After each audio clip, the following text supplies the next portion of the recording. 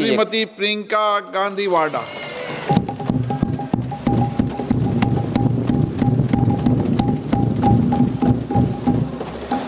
आदरणीय अध्यक्ष महोदय, मैं आपको धन्यवाद देना चाहती हूं कि इस महत्वपूर्ण मुद्दे पर आपने मुझे बोलने का मौका दिया।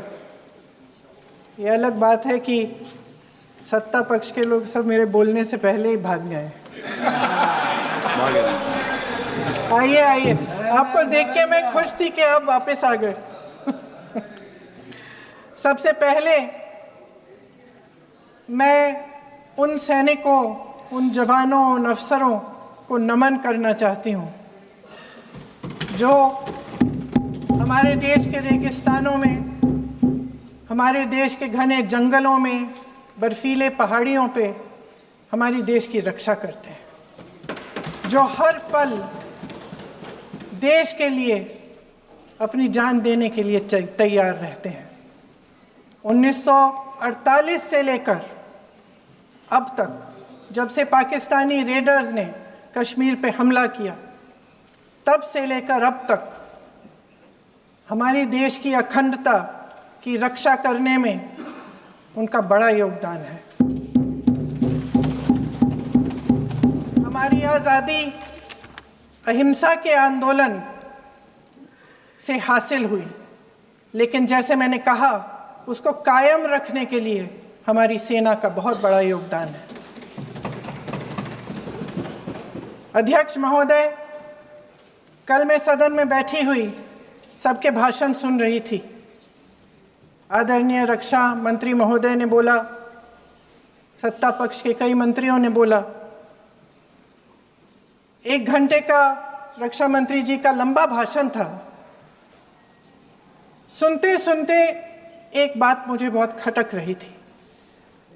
उसके बाद जब दूसरे भाषण भी सुने आपके सत्ता पक्ष के, तब भी ये बात बार बार मेरे मन में आ रही थी कि सारी बातें कर ली, ऑपरेशन सिंदूर की बात कर ली, आतंकवाद की बात कर ली, देश की रक्षा की बात कर ली, इतिहास का पाठ भी पढ़ा दिया, लेकिन एक बात छूट गई। उस दिन 22 अप्रैल 2025 को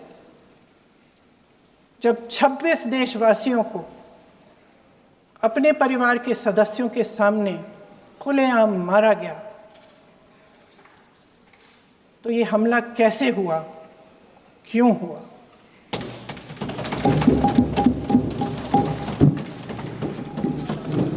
अध्यक्ष महोदय,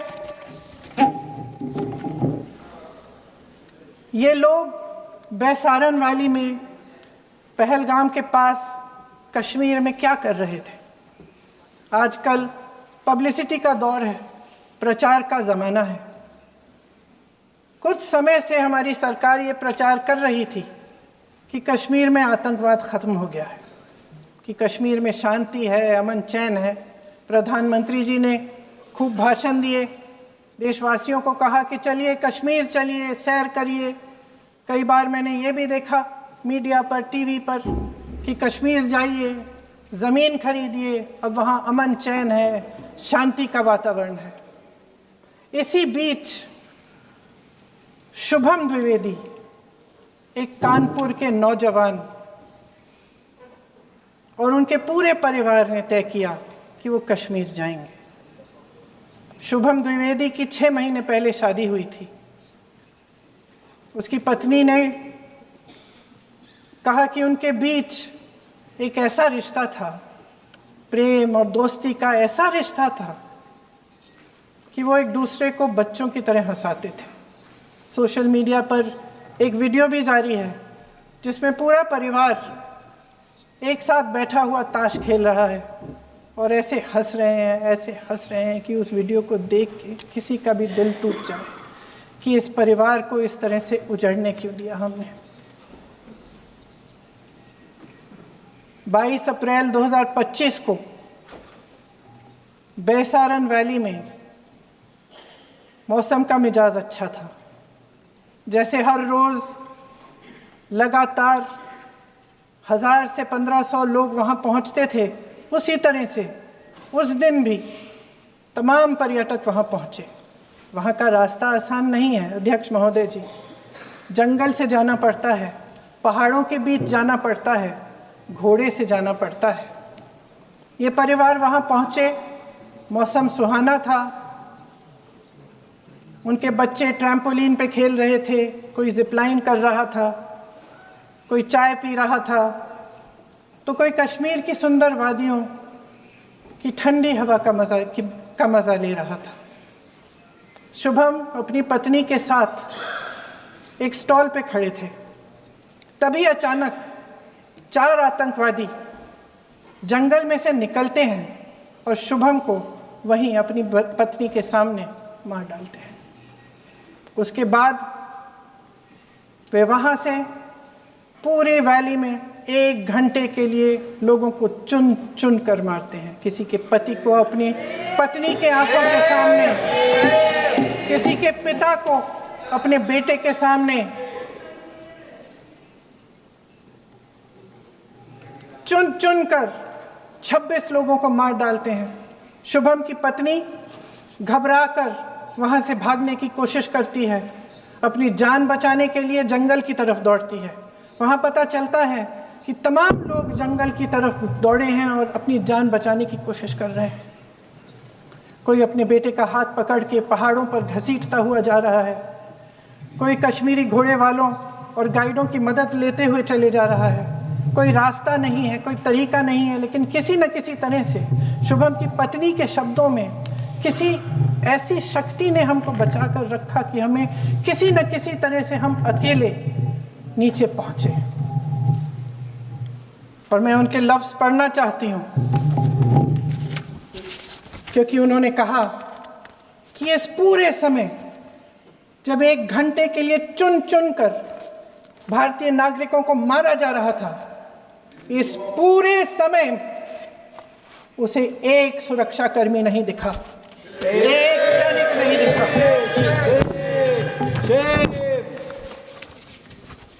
शुभम की पत्नी ने कहा, कोट, मैंने अपनी दुनिया को खत्म होते हुए देखा।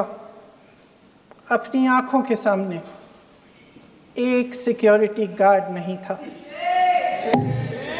मैं ये कह सकती हूं कि देश ने, सरकार ने हमें वहां पे अनाथ छोड़ दिया था। सिक्योरिटी क्यों नहीं थी वहां? वहां पे एक सैनिक क्यों नहीं दिखा? क्या सरकार को मालूम नहीं था कि यहां रोज 1000 से 1500 पर्यटक जाते हैं? क्या सरकार को मालूम नहीं था कि यहाँ के पहुंचने के लिए जंगल के रास्ते से जाना पड़ता है? अगर कुछ हो जाएगा तो लोग वहां से निकल नहीं पाएंगे। एक चिकित्सा का इंतजाम नहीं था, फर्स्ट एड का इंतजाम नहीं था, कोई इंतजाम नहीं था, ना सुरक्षा का ना फर्स्ट एड का। इन लोगों को भगवान भरोसे छोड़ दिया गया। ये लोग वहां पे इस सरकार के भरोसे गए और इस सरकार ने उन्हें भगवान भरोसे छोड़ दिया।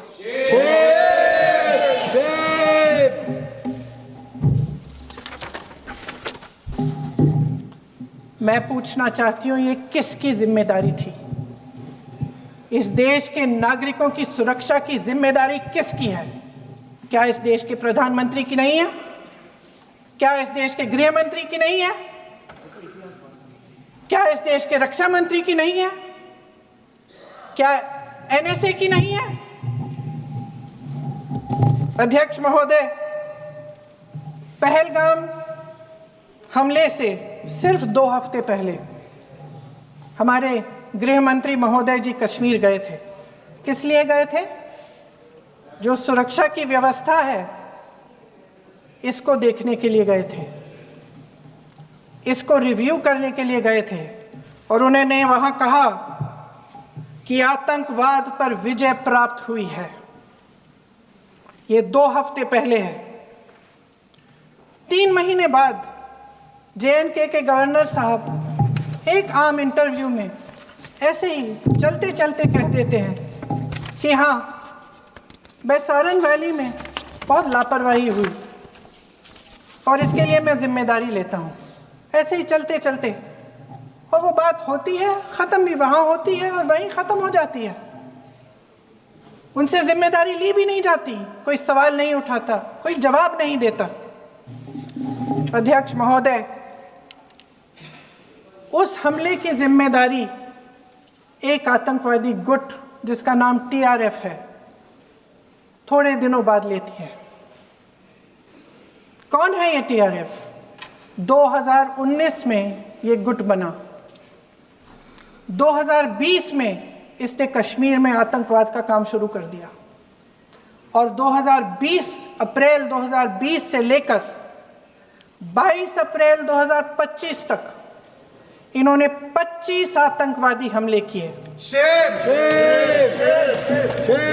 गृह मंत्री महोदय ने जब यूपीए सरकार के समय के आतंकवादी हमले गिने तो लगभग 25 गिनवाए थे अभी अपने भाषण में।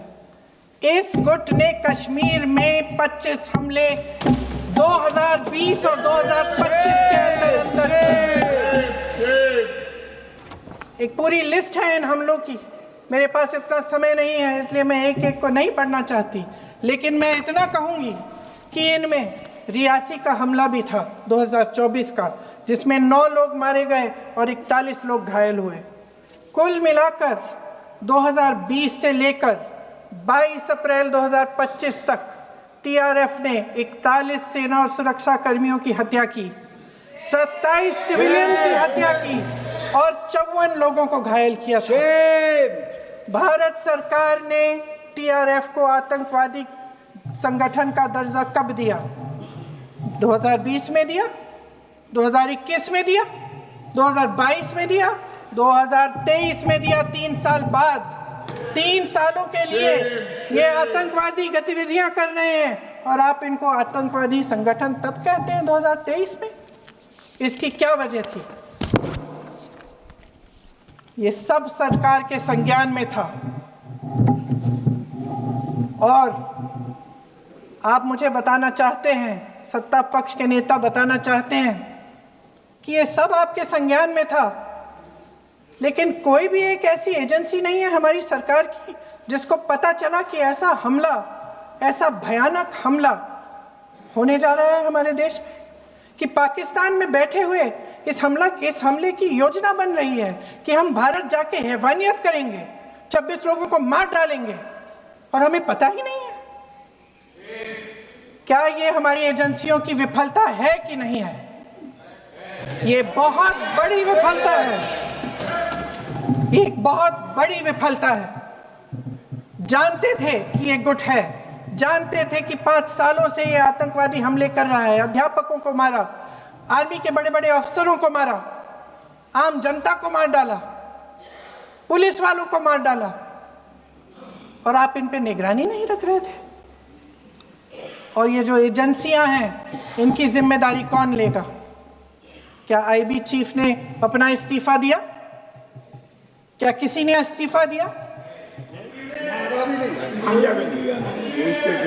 गृह मंत्री जी के कार्य क्षेत्र में आता है इंटेलिजेंस ब्यूरो। क्या गृह मंत्री जी ने इस्तीफा दिया?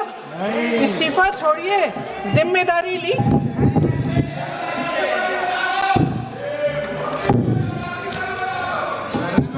साहब देखिए, इतिहास की बात आप करिए, मैं वर्तमान की बात करना चाहती हूँ। आपको तो एक बहाना चाहिए, आपको तो एक बहाना चाहिए। पूरे परिवार का नाम गिनवा देते हैं। अरे अपनी जिम्मेदारी खुद लीजिए। 11 सालों के लिए तो सत्ता में आप हैं। नेहरू को छोड़ नहीं रहा। कल माननीय गौरव गोगोई जी ने अपने भाषण में पूछा गृह मंत्री जी से, क्या आपकी जिम्मेदारी नहीं थी? मैं देख रही थी। राजनाथ जी, रक्षा मंत्री जी यूं यूं अपना सर हिला रहे थे, कुछ बोले नहीं। अंदर से ये महसूस हुआ होगा कि यहाँ कुछ जिम्मेदारी थी, लेकिन माननीय गृह मंत्री महोदय जी हंस रहे थे, वे हंस रहे थे।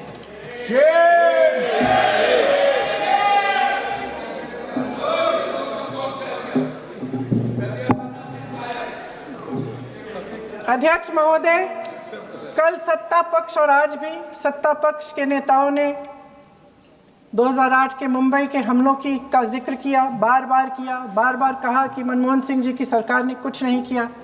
ये तो जानकारी होगी ना कि उसी समय जब वो आतंकवादी हमला चल रहा था तभी उन आतंकवादियों को मार डाला था, एक बचा था और उसको भी फांसी दे दी थी 2012 में। महाराष्ट्र के मुख्यमंत्री ने इस्तीफा दिया। देश के गृह मंत्री ने जिम्मेदारी लेकर इस्तीफा दिया। एक जवाबदेही थी पब्लिक के प्रति, एक जवाबदेही थी इस देश की जनता के प्रति, इस देश की धरती के प्रति।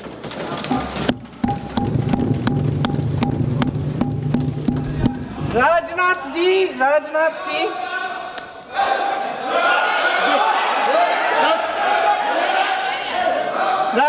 जी तो पुलवामा, उरी और पठानकोट के समय गृह मंत्री रहे थे। आज वे रक्षा मंत्री हैं और हमारे गृह मंत्री महोदय श्री अमित शाह जी के नाक के नीचे पूरा मणिपुर जल गया, दिल्ली में दंगे हुए, पहलगाम में हमला हुआ और आज भी वे उसी पद पर बैठे हैं। क्यों? अध्यक्ष महोदय, बमबारी से अखबारों के हेडलाइन बनते हैं, मगर कहानी सुरक्षा में की चूक में भी है। आज देश खोखले भाषण नहीं सुनना चाहता, देश जवाब चाहता है, तसल्ली चाहता है कि सच उससे छिपाया नहीं जाएगा। देश जानना चाहता है कि उस दिन अप्रैल 22, 2025 को क्या हुआ और क्यों हुआ। आप तो खुद अपनी पीठ थपथपाने में लगे रहते हैं। सेना, देश, संसद से सच छुपाते हैं। ऑपरेशन सिंदूर जब शुरू हुआ, हम सब ने समर्थन किया, सब एकजुट होकर खड़े हो गए इस देश के लिए। दोबारा होगा, दोबारा खड़े हो जाएंगे। अगर हमारे देश पे हमला होता है तो यहाँ इस सदन में किसी भी पार्टी का हो, कोई भी हो, सब आपका समर्थन करेंगे। और हमें अपनी सेना पर गर्व है कि उन्होंने इस बार भी दृढ़ता से लड़ाई लड़ी, धैर्य से लड़ाई लड़ी, वीरता से लड़ाई लड़ी। लेकिन इस ऑपरेशन का सिंदूर का क्रेडिट, उसका श्रेय तो हमारे प्रधानमंत्री जी चाहते हैं। सही भी है, ठीक है, सही है, श्रेय ले। ओलंपिक्स में हमारा मेडल आता है, उसका भी श्रेय लेते हैं। लेकिन सिर्फ श्रेय लेने से नहीं होता नेतृत्व, जिम्मेदारी भी लेनी पड़ती है।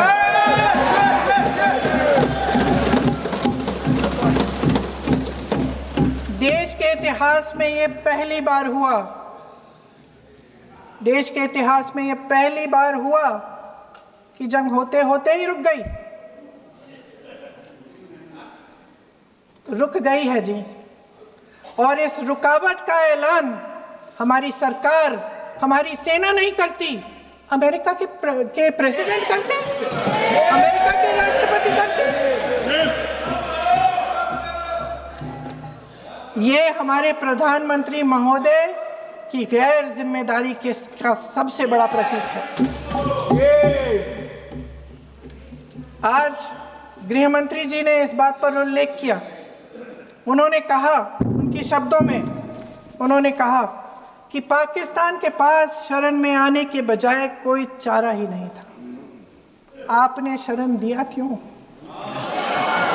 वो आते हैं आपके देश के अंदर, लोगों को मार डालते हैं और आप उनको शरण दे रहे हैं। क्यों दिया शरण?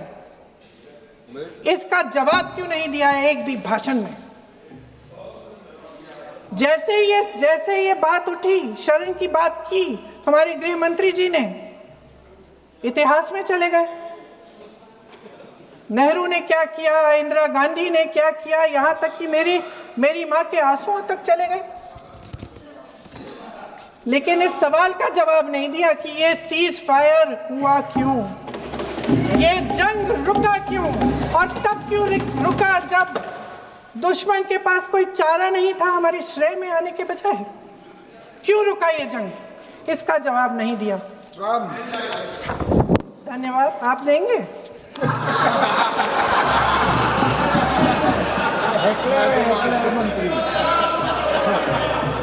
देना भाई देना, आपको टाइम मिलेगा तो। टाइम नहीं मिलेगा आपको शायद। वैसे महोदय, मेरी माँ की आंसू की बात किए,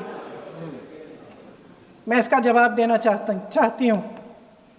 मेरी माँ के आंसू तब गिरे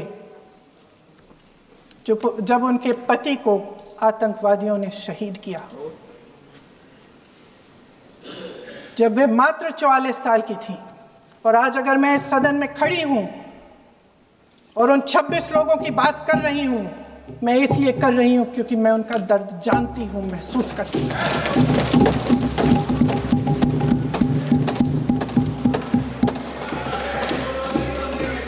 अध्यक्ष महोदय, मैंने कहा कि देश का नेतृत्व सिर्फ उपलब्धियों का श्रेय लेने से मजबूत नहीं होता। सफलता और विफलता दोनों की जिम्मेदारी लेने से बुलंद होता है। ये सोने का ताज नहीं है, कांटों का ताज है। अध्यक्ष महोदय, जब सरकार झूठी और कायर हो तो वे बहादुर से बहादुर सेना के साहस और पराक्रम को भी कमजोर कर देती है। देश को प्रतिशोध के साथ साथ सबके प्राणों की रक्षा का प्रण चाहिए।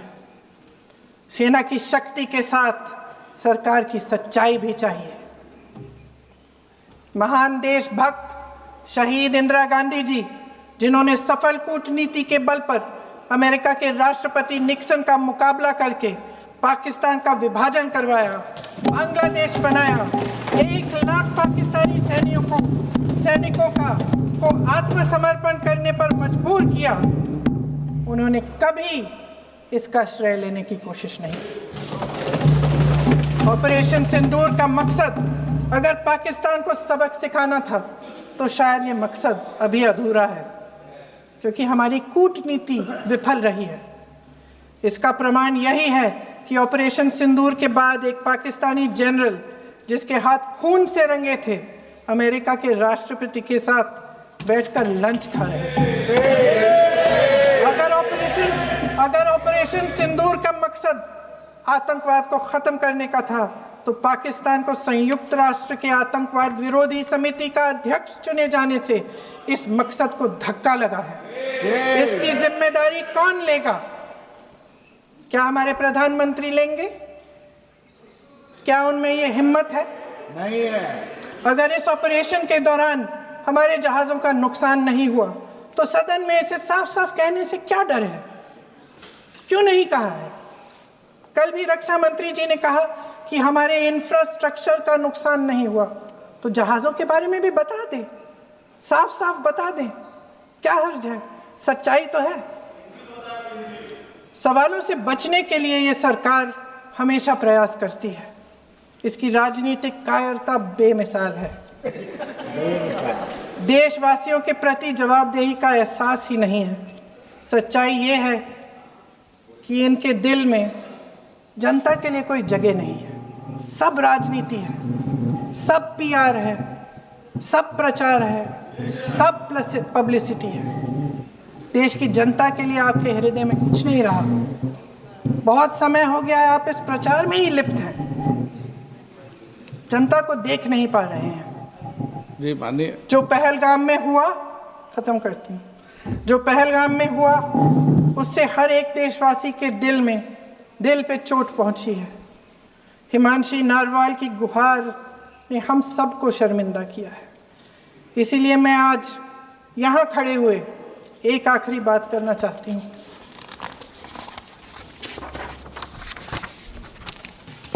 इस सदन में लगभग सभी के पास सुरक्षा है, सुरक्षा की व्यवस्था है। हम जहाँ भी जाते हैं हमारे साथ सुरक्षा कर्मी आते हैं। आपको भी मिल जाएगी, आप मंत्री बन जाएंगे, आपको भी मिल जाएगी। मैं मजाक की बात नहीं कर रही हूँ, थोड़ा सा धैर्य रखिए। उस दिन पहलगाम में 26 परिवार उजड़ गए। 26 लोगों को अपने परिवार के सदस्य के सामने मारा गया। 26 बेटे, पति, पिता गुजर गए। उनमें से 25 भारतीय थे।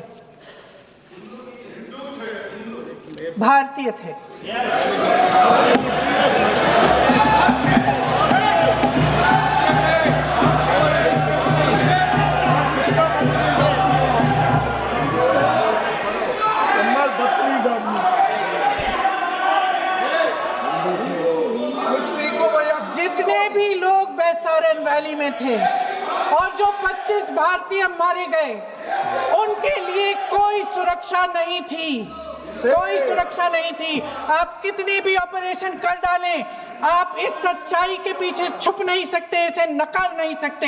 आपने उनको सुरक्षित नहीं किया। कोई शर्म नहीं है, कोई शर्म नहीं है, कोई शर्म नहीं है और ना कभी होगी। सुन लीजिए, सुबह भी मैं शिव मंत्र बोल के आई हूं।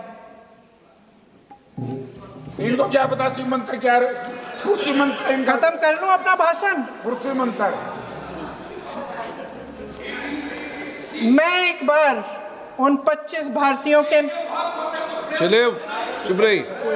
मैं एक बार उन 25 भारतीयों के नाम इस सदन में पढ़ना चाहती हूं, ताकि यहां बैठे हर सदस्य को यह एहसास हो कि वे भी हमारी तरह इंसान थे, किसी राजनीतिक बिसात के मोहरे नहीं थे। वे भी इस देश के बेटे थे, वे भी इस देश के शहीद हैं। उनके परिजनों के प्रति हम सब की जवाबदेही बनती है। उन्हें सच्चाई जानने का हक है। समीर गुहा भारतीय, बिट्टन अधिकारी, मनीष रंजन, हेमंत सुहास जोशी, विनय नारवाल, सुशील नथनियल, अतुल श्रीकांत मोने, सैयद आदिल हुसैन शाह, माननीय वानी, एन रामचंद्रन, संजय लक्ष्मण लेले, माननीय प्लीज दिनेश अग्रवाल, दिलीप दिल से, प्रशांत कुमार सतपति, JS चंद्रमौली। अब आप बोलिए, अब आराम से। JS चंद्रमौली, यतीश परमार, S मधुसूदन राव, माननीय सदस्य, नारेबाजी का सदन नहीं है। शैलेश कलाटिया, ये तरीका ठीक नहीं है आपका। मंजुनाथ राव, कौस्तभ गणबोटे, शुभम द्विवेदी,